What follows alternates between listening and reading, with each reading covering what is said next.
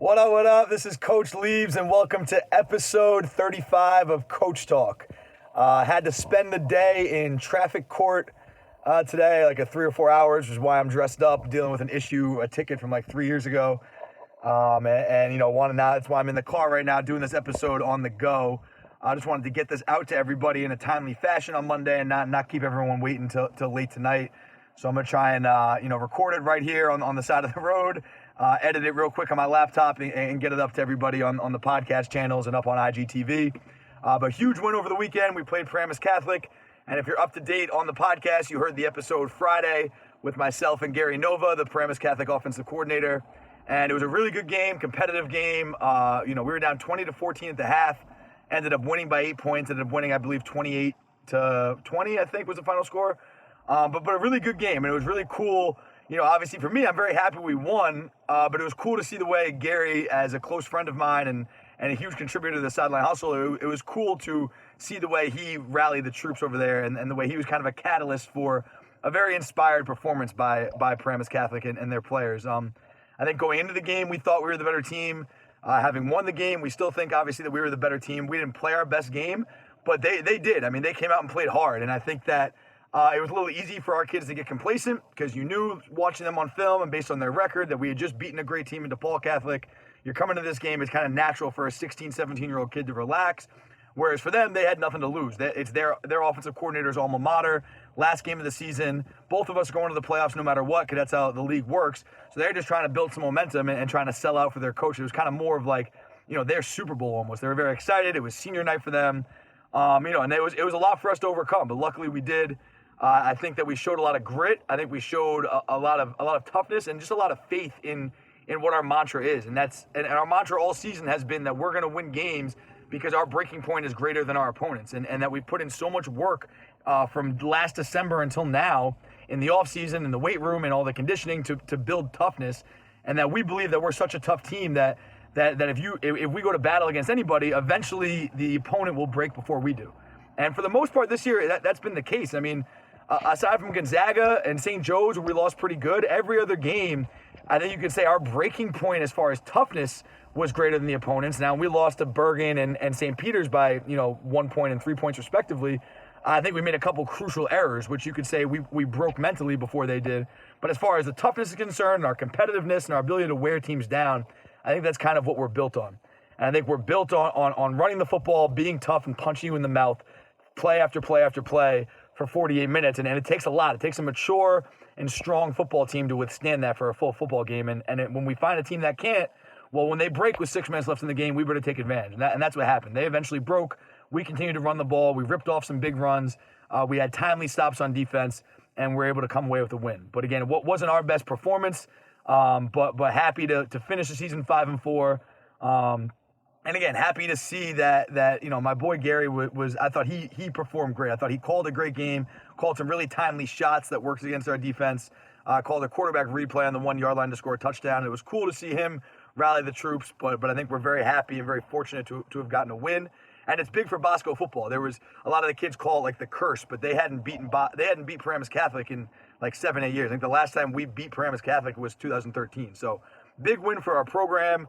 And now we're riding the train. We've won 2 straight games, I think, for the first time all year.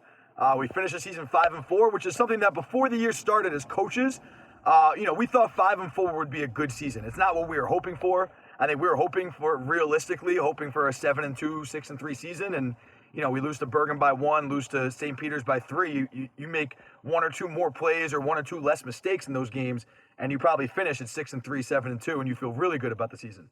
But just judging off the inexperience we had coming back, what we're made up of, a brand new offensive line with 5 new starters, we kind of figured that we would have some bumps along the road. But like I've said on this podcast since day one, is that this league is a marathon, and it's all about playing your best football come right now, come playoff time. And that's what we're doing. So that's what's really exciting for us at Bosco, is that we have not been the best team in the state all year. I'm not silly enough to say that we've been playing like we're the best team in the state.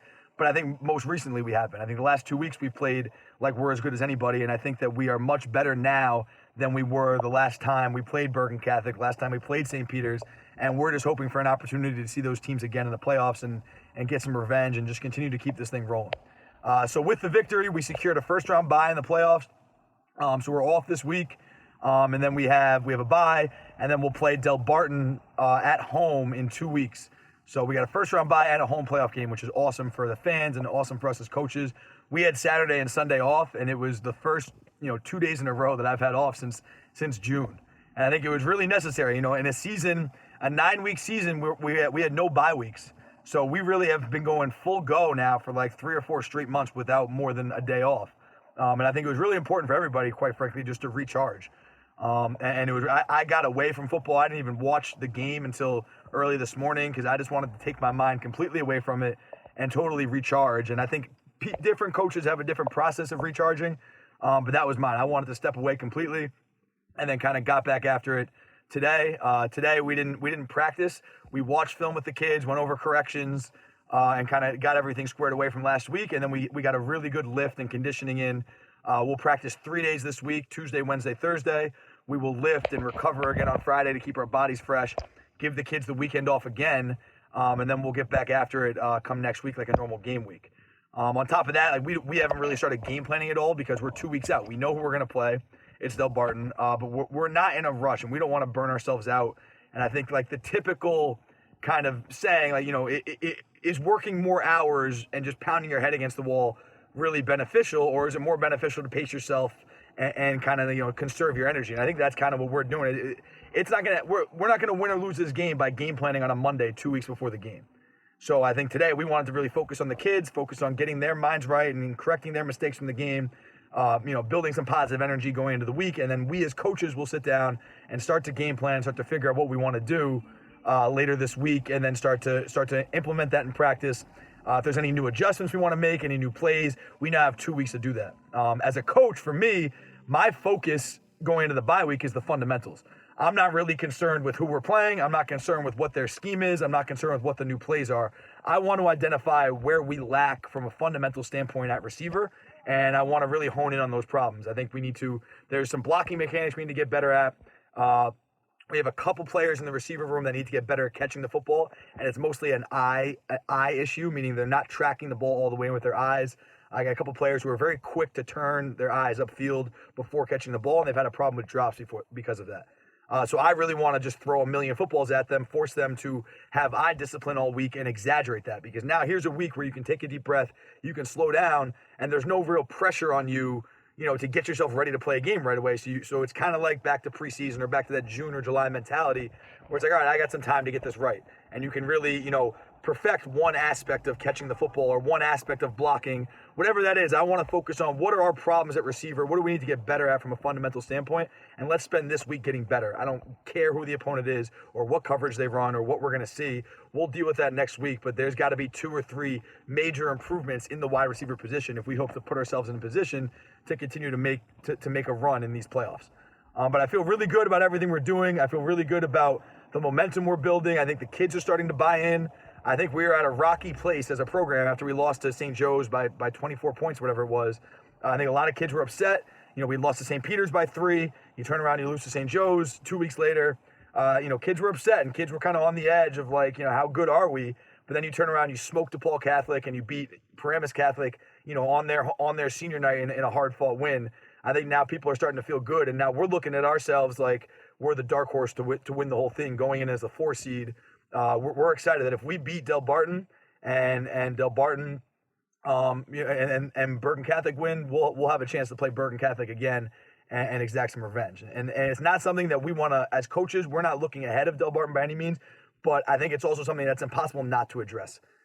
Bosco Bergen is the biggest rivalry in New Jersey, one of the biggest rivalries in the country. Every kid knows that that's on deck, and it's a huge motivation for everybody. We got to stay focused on the task at hand and recognize that we have to have the best 2 weeks of practice we could possibly have to earn that right to get revenge against your rivals. But I think there will be no lack of energy because of what's at stake and what's on the table. And I think that's almost as big a motivator as the playoffs or anything else. That's how heated that rivalry is. We're very excited. We're excited for the future. And like I said, excited just to kind of take a deep breath, refocus, and get after it this week in the bye week and then go make this playoff run and hopefully end up in MetLife carrying a trophy. So that's all I got. Episode 35 of Coach Talk. This is Coach Liebs on the go, on the side of the road. I will see you guys tomorrow. Peace.